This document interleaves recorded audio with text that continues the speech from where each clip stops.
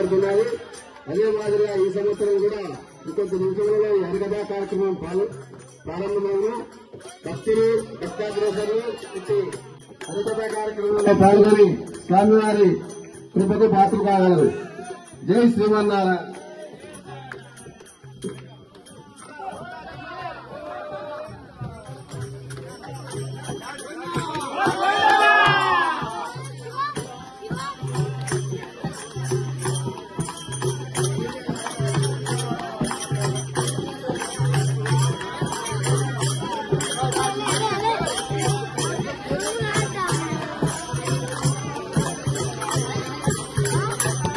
నువ్వు వీడియో తీసినావా? అక్కడ వీడియో ఏమన్నా తీసినావా?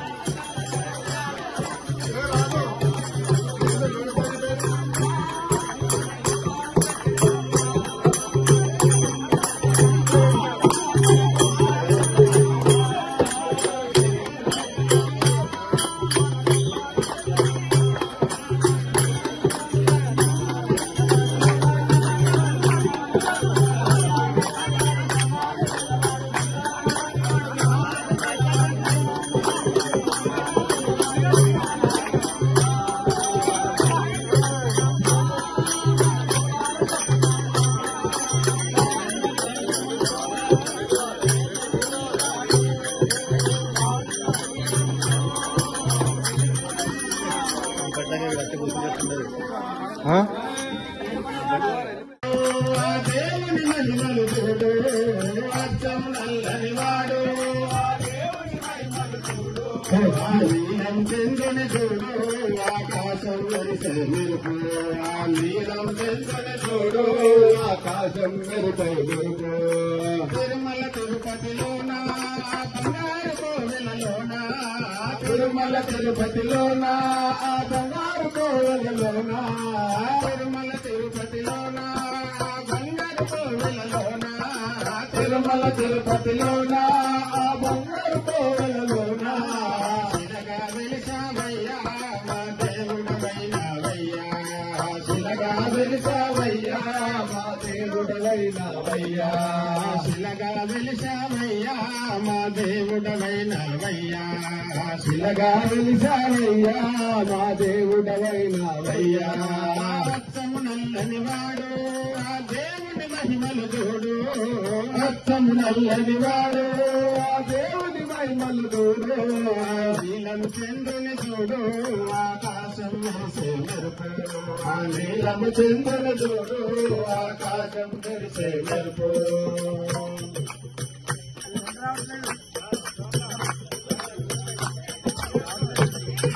కలలోనైనా నీవే, మా ఇళ్ళలోనైనా నీవే, కలలోనైనా నీవే, కలలోనైనా నీవే, మా ఇళ్ళలోనైనా నీవే, కలలోనైనా నీవే.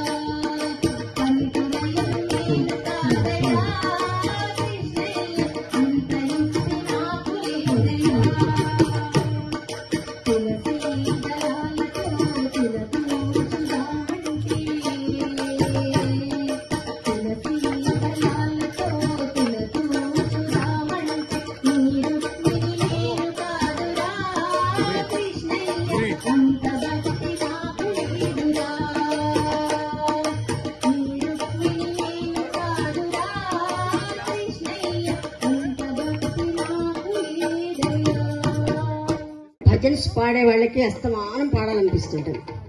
తెల్లవారినా కూడా అసలు తెల్లవారింది కదా అని అనుకోరు. కొంతమంది అయితే మైకాసుల్లో ఉంటారు, మైకులు పట్టుకుంటే విడిచిపెట్టి. కామన్గా నేను చూస్తుంటాను ప్రతి చోట. హరికథ పెట్టించండి, నేను వచ్చి అక్కడ నిలబడతాను, వాళ్ళు మైకులు విడిచిపెట్టరు. ఇలాంటి పరిస్థితులు చాలా చోట్ల చూస్తుంటాను నేను. నాకు 2 గంటల సమయం ఇస్తే చాలా వెళ్ళిపోతే చెప్పేసి అనుకుంటా. ఏది ఏమైనా మన ఘర్షకుర్తి గ్రామంలో స్వామివారి యొక్క ఉత్సవాల్ని పురస్కరించుకొని బ్రహ్మ జరిపించేటువంటి ఉత్సవాల్ని బ్రహ్మోత్సవాలు అంటారు.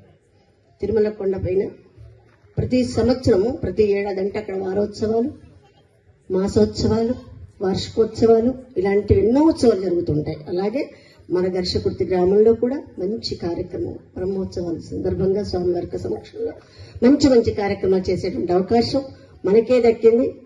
ఏది ఏమైనా ఘర్షకుర్తి గ్రామ ప్రజలు చాలా అదృష్టవంతులండి, గొప్ప అదృష్టవంతులు. ఇంకా కలియుగ అన్నమాచార్యుల వారు ఇక్కడ స్వామివారి సేవలో తరించిపోతున్నారు కుటుంబం అంతా కూడా. ఈరోజు నాకు ఫోన్ చేసి ఏమన్నారంటే, నేను వెంకటరమణుడి దాసుడిని మాట్లాడుతున్నానమ్మా అన్నారు. వెంకటేశ్వర స్వామి దాసుడిని అన్నారు. నిజంగా అది చాలా అద్భుతం. స్వామి సేవ చేసుకోవటం ఈ జన్మ ఇలాంటి వాటికి చరితార్థకం చేసుకున్నటువంటి అవకాశం ఎంతో అందరికీ రాదు. ఎవళ్ళకు ఒక్కళ్ళకి, 1000 మందిలో ఒక్కళ్ళకు వస్తుంది. ఆ ఒక్కళ్ళు మన శ్రీనివాసరావు గారే. అదృష్టంగా భావిస్తాను. మీ ఇంటి ఆడబిడ్డగా ఆదరించి వాళ్ళ అక్క చెల్లెళ్లతో పాటు నన్ను కూడా సమంగా చూస్తూ మన ఘర్షకుర్తి ఆడబిడ్డలు అందరికీ ఆడబిడ్డని చేసేసారు నన్ను. గ్రామానికి చాలా సంతోషం, మహాభాగ్యం, పూర్వజన్మ సుకృతం. నా తల్లిదండ్రుల గర్భంలో నేను జన్మించడం అదృష్టంగా భావిస్తున్నానండి. నాకు ఈ కళ వచ్చి ఉండకపోతే ఇంతమంది పరిచయాలు ఉండేవి కాదు, ఇన్ని గ్రామాలు తిరిగేదాన్ని కాదు, ఇంతమందిని చూస్తుండేదాన్ని కాదు. మహానుభావుల్ని, గొప్ప వాళ్ళని అదృష్టంగా భావిస్తున్నాను. నాకు ఈ అవకాశం కల్పించింది పెద్దలందరికీ కూడా పేరు పేరున నా హృదయపూర్వక నమస్సమాంజలి తెలియజేసుకుంటూ మా తల్లిదండ్రులకి, మా గురువులకి పాదాభివందనం చేసుకుంటూ కథాగానం ప్రారంభిస్తాను. విని తరించి జన్మ సార్థకం చేసుకోవాల్సిందిగా కోరుకుంటున్నాం. ఎందుకంటే ప్రశాంతంగా వినాలి. మనం భజన్స్ అయితే ఎట్లా పాడుకుంటామంటే అది ఒక ఊపు వచ్చేస్తుంది పాడుతుంటే. ఎలాంటి వాళ్ళైనా కొంచెం బాడీ లాంగ్వేజే కానీ ఏదైనా కూడా కొంచెం హుషారుగా పాడతాం. అదే హరికథ మరి ఇష్టం ఉన్నా లేకపోయినా వినాలి. మీరు స్వామివారి గురించి చెప్పుకుంటున్నాం కాబట్టి విని తరించవలసిందిగా కోరుకుంటూ కార్యక్రమం ప్రారంభం చేసే ప్రయత్నం చేస్తాను. విని తరించవలసిందిగా కోరుతున్నాను.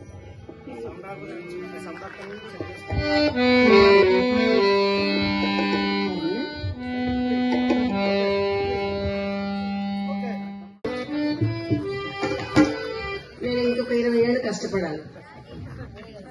ఎందుకంటే బాధ్యతలు చాలా ఉన్నాయి. నేను ఒక్కదాన్ని కాదు, నా మీద ఆధారపడి నలుగురు ఉన్నారు. నేను బాగుంటాను. అందుకు నేను మళ్ళీ స్టేజ్ చేసినప్పుడు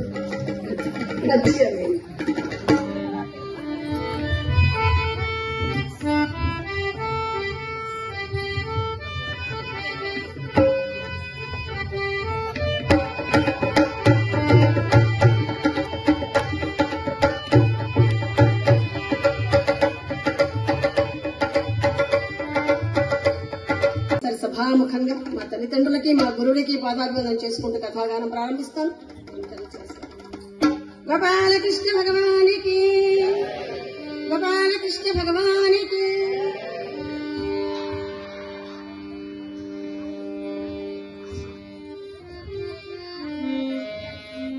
పంచమ వేదంగా చెప్పబడుతున్నటువంటి మహాభారతం.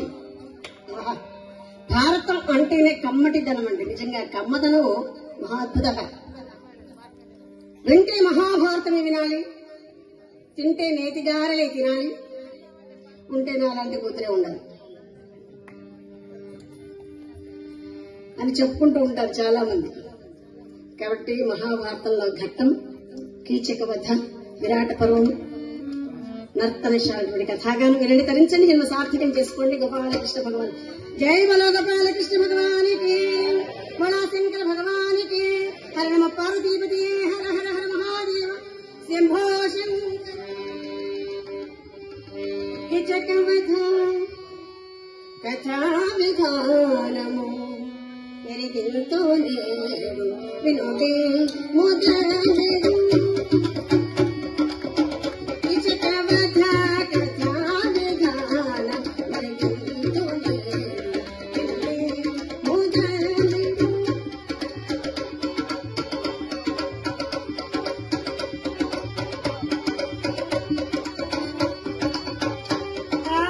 చెప్పలు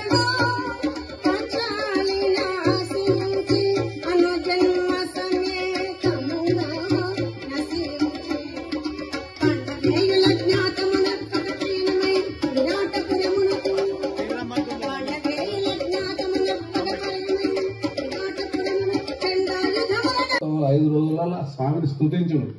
ఒకరోజు బేరి అని, ఒకరోజు సదస్యం మీన, ఈరోజు ఇది, రేపు డోలోత్సవం, తర్వాత రథోత్సవం ఉంటుంది.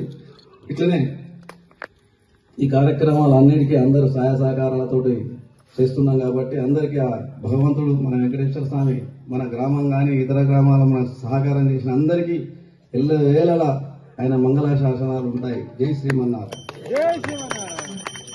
పాల జుట్టు, నొసట కుంకుమ బొట్టు, మేన్ పసిడి కట్టు, విద్యలకు పట్టు, హరికథా శిల్ప సామ్రాట్టు శ్రీ ఆది భట్టు. జాడ అనుభక్త నారాయణరాజు గారు శంభో అని అరిస్తే పక్క గ్రామాలకు వినిపించేదట. అప్పుడు ఈ మైకులు కానీ లైట్లు కానీ ఏమి ఉండేది కాదు. మగవాళ్లకే పరిమితం చేసినటువంటి హరికథను ఆడవాళ్లు కూడా నేర్చుకుంటే కుటుంబాలు పోషించుకుంటాయన్న ఉద్దేశంగా ఆడవాళ్లకు కూడా నేర్పించడం జరిగింది. నాలాగా హరికథ చెప్పేవాడు చాలా, ఒక 200-300 మంది వరకు ఉన్నారు. కాకపోతే తిరుపతిలో ఎక్కువగా ఉన్నారు, తెలంగాణ ప్రాంతంలో ఎవరు లేరు. కాబట్టి కాస్తో కుస్తో కార్యక్రమాలు జరుగుతున్నాయి. కళల్ని ఆదరించి కళని ప్రోత్సహించేవాడు చాలా కరువైపోయారు. ఈ రోజుల్లో మేము ఈ కార్యక్రమాలు ఏమాత్రమే చేస్తున్నామంటే అది కేవీ రమణాచారి గారి యొక్క పుణ్య. పరోక్షంగా మా ధన్యవాదాలు తెలియజేసుకుంటున్నాం.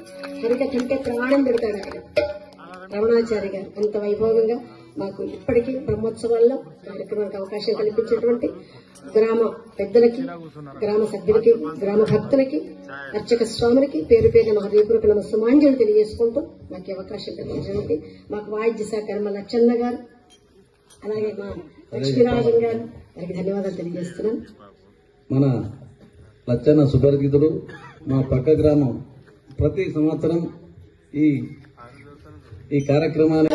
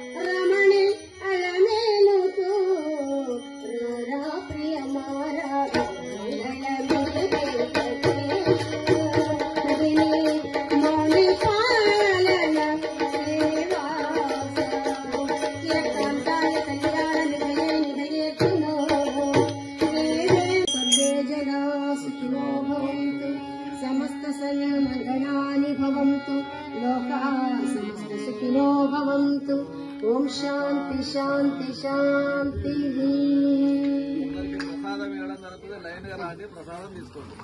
పరమాత్మ వారికి ఆయన సంచరిపోతున్నాం.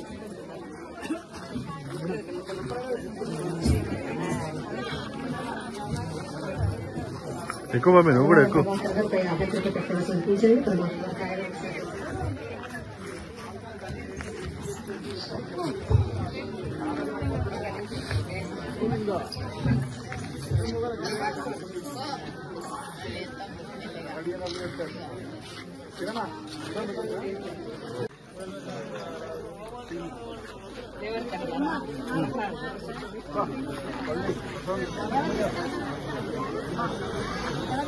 శ్రీనివాసు